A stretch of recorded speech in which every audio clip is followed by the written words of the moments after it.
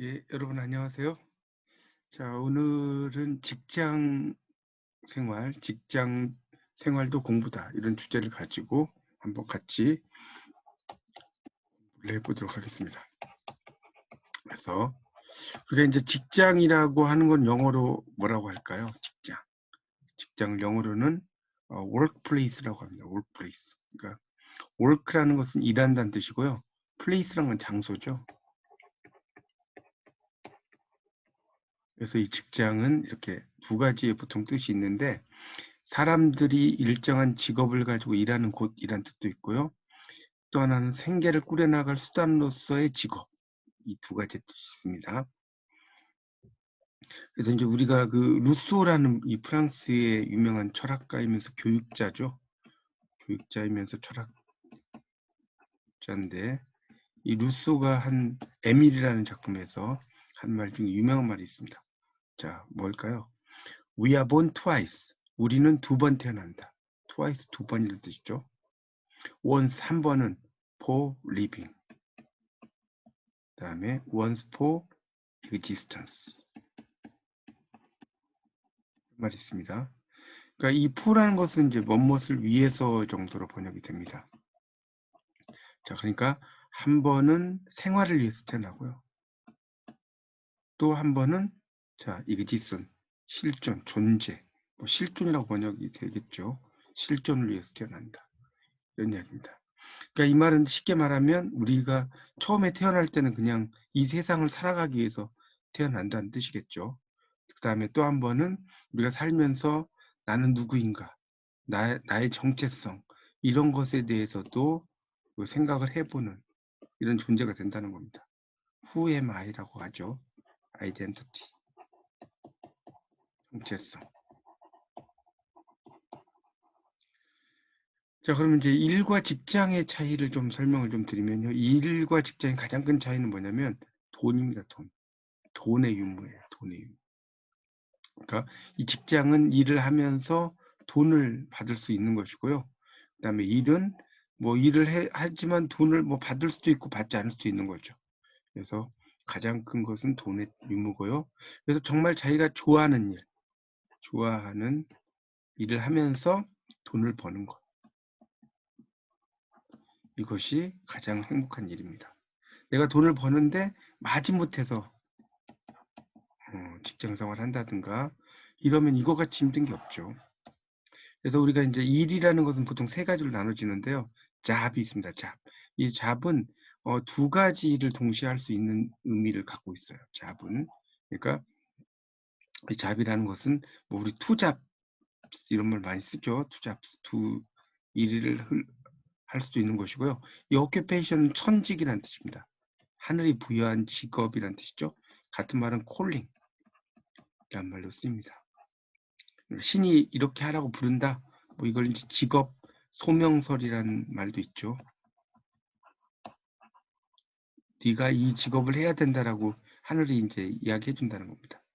그 다음에 프로페셔는 전문직이라고 있어요.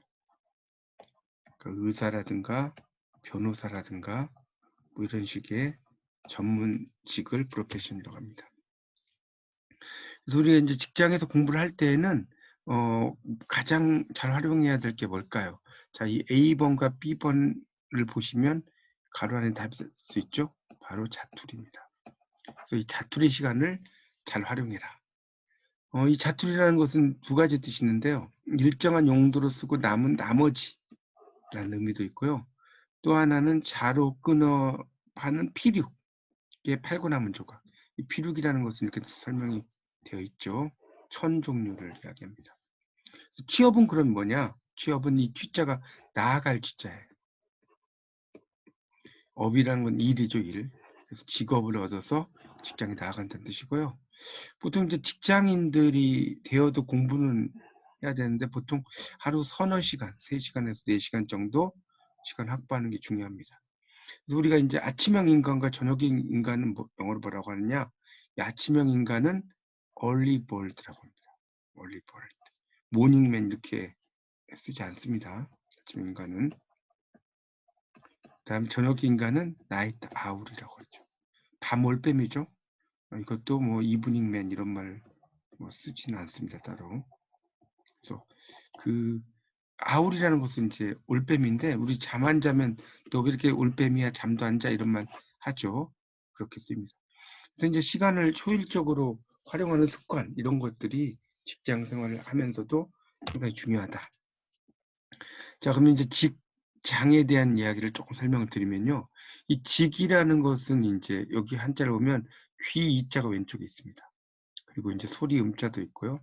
창 과자도 있죠. 요거는 귀, 이것은 소리, 이것은 창이죠. 그래서 이 관직에 있는 사람들의 직무가 남의 말을 귀에다 새기는 데 있다. 그렇죠. 이 음이라는 게 이제 말이 되겠고요. 그 다음에 이 귀가 있죠. 그 다음에 이 창이라고 하는 것이 여기서 이제 새긴다는 의미예요. 창으로 이렇게 막 흔드는 것처럼 글씨를 새긴다는 뜻이죠. 그래서 자신의 생각을 남에게 강제하려는 것이 아니고 남을 위해서 남의 말을 잘 들어준다는 소리겠죠. 남의 말을 잘 귀담아 들어서 남을 위해 봉사하는 거. 이게 직이고요. 그 다음에 이 장이라는 것은 흙, 왼쪽이 흙이죠. 오른쪽이 볕이죠. 볕이 양자죠. 그러니까 햇볕이 내리쬐는 곳은 바로 흙이 있는 마당이다. 이런 이야기죠. 결국 이 직장에서 이 장은 햇볕이 이렇게 내리쬐는 곳이니까 직장에 있는 동안은 돈도 벌고 일도 하고 여러 가지 할 수 있겠죠. 그러니까 햇볕의 의미고요. 그래서 이제 혼자 공부하면서 방향을 잃지 않는 방법은 경쟁자들과 비교할 필요가 없죠. 왜냐하면 이제 직장 생활을 할 때의 공부는 어떤 이런 우리가 대학 학력 시험이라든가 대학 수학 능력 시험이라든가 이런 의미 또는 입사라든가 이런 것보다는 다르기 때문에 이렇게 비교할 필요는 없고요. 또 무엇이든지 시도해보자. 그러니까 정말 직장 생활 하면서도 내가 좋아하는 일 이런 것은 하는 것이 좋다는 거겠죠. 자, 그 다음에 이제 취업에 대해서 좀 설명을 드리면 이 취자는 나아갈 취자입니다. 나아간다. 그래서 이 취자를 한자를 보면 서울 경자와 더욱 우자의 합성어예요. 그렇죠? 서울 경자. 그러니까 이 더욱이라는 것은 더욱 높아진다, 나아간다, 뜻을 이룬다는 뜻이고요. 직업, 생계를 유지하기 위해서 적성과 능력에 맞춰 계속 종사한다는 거죠. 자, 그 다음에 이제 업이라는 글자는 뭐 여러 가지의 그 의미를 갖고 있어요. 이 업이라는 글자의 의미가. 첫 번째는 높이 들고 다니는 나무에 걸린 타악기, 두드려서 나는 소리죠. 그걸 타자라고 그러죠. 칠타자. 이렇게 쓰는. 그 다음에 이제 행진하는 물이라는 뜻도 있어요, 이게. 그 다음에 또 하나는 과시하면서 소리를 울려 소몰이를 하며 돌아다니면서 하루를 보낸다. 이런 의미로도 업은 쓰입니다. 자, 근데 이제 업이라는 것은 일을 의미한다는 의미도 있지만 또 다른 맥락에서 이 업은 이런 벼가 잘 익기를 기원할 때 찾는 신의 의미가 있어요. 생산을 주관하는 거죠. 그래서 우리가 또 불교에서 말하는 업이 있죠. 이게 이제 카르마, 산스크리트어로 이야기를 하는데 이 산스크리트어라는 것은 고대 인도어입니다. 고대 인도어. 그래서 이 산스크리트어인데 이 중생이 몸과 이과 뜻으로 짓는 선악, 소행 이런 거죠. 그래서 입으로 주로 이제 잘못하는 걸 이제 구업이란 말도 많이 쓰죠. 그래서 이 전생의 소행으로 말미암아 현세 받는 응보, 인과 응보란 말 하죠. 그럴 때 이제 응보죠. 이 응자는 응한다는 뜻이고요. 이 보라는 것은 갚을 보자다. 보답할 보자 이렇게 씁니다. 그래서 이제 우리가 자업자득이라는 말 많이 씁니다. 그렇죠? 이 업이라는 것은 내 스스로 짓는 것이다. 그래서 영어에서도 이런 말 있죠. As you sow, 다음에 you shall reap이란 말이 있습니다. 이거 뭡니까? 뿌린 대로 거두리라. 그런 뜻이 있어요. 그래서 예스라는 것은 뭐뭐대로라는 뜻이고요. 이 sow라는 것은 이제 뿌리다는 뜻이 있어요. 뿌리다, 암태지라는 뜻도 있지만, 그다음 reap이라는 것은 거두다는 뜻이죠. 그래서 이 자업자득이라는 의미로도 이 단어가 쓸 수가 있습니다. 자, 그다음에 이제 학이라는 거, 이 학은 이제 배운다는 거죠. 뭐 배운다, 런이죠, 영어로 말하면. 이것은 이 아이가 두 손으로 매듭을 묶는다. 이게 아이를 가리키는 거고요. 여기 보면 이 손이죠, 손. 양쪽에 이렇게 손이 있고요.